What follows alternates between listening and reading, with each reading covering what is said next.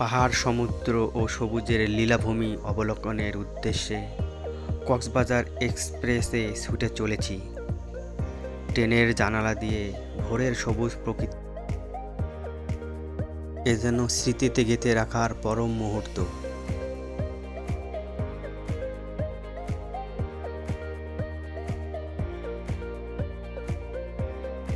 এরপর হোটেলে গমন করলাম।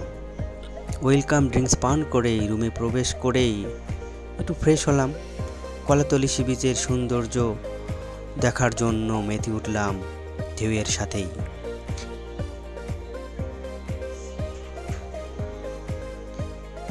বিকালের সূর্যাস্ত ও রাতের ঢেউয়ের সাথে আলোর লুকোচুরি, বিচে বসে রাতের ভোজন, বারবিকিউ, কাঁকড়া আর অক্টোপাস ফ্রাই যেন এখনো মুখে লেগে আছে।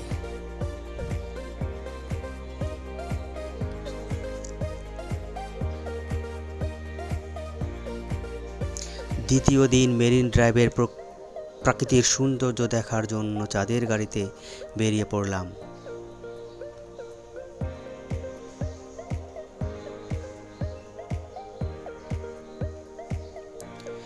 ঝিরিঝিরি বাতাসে মন যেন উতলা পাহাড় আর সমুদ্রের মিতালি দেখার জন্য।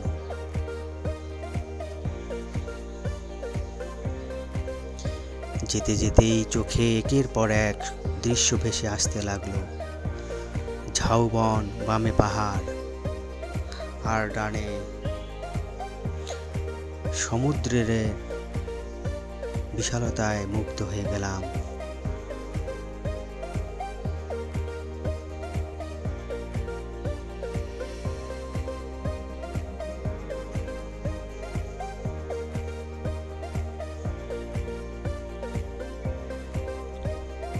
এজন্য স্রষ্টা ও সৃষ্টির মায়ার সম্পর্ক।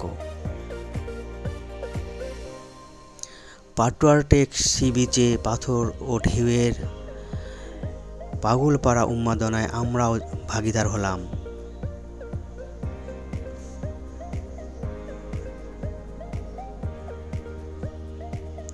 মিনি বান্দরবন যেন টিলা ও পাহাড়ের স্বজনপ্রীতি, সবুজ এখানে তার সৌন্দর্য উজাড় করে দিয়েছে।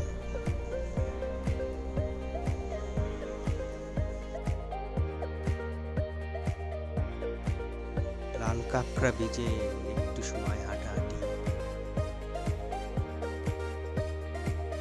আর হিমছড়ি ঝর্ণাধারার ঝিরিঝিরি কলতান, পাহাড় চূড়া হতে সমুদ্রের সাথে সূর্য মামার লুকোচুরি, যা ভোলা যাবে না কখনোই। সব সৌন্দর্য স্মৃতিতেই ধারণ করে হৃদয়ে গেঁথে নিয়ে আজ হোটেলে ফিরে এলাম।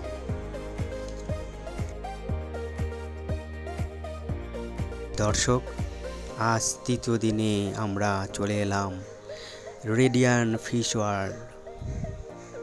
এই যেন সমুদ্রের নিচ থেকে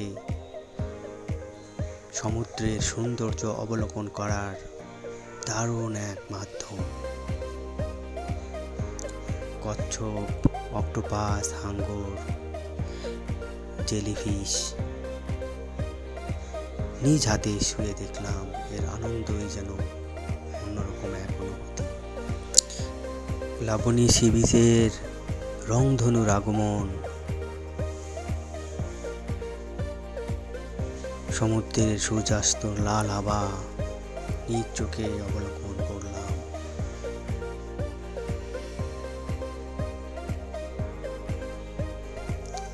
আজ এখানেই শেষ করলাম।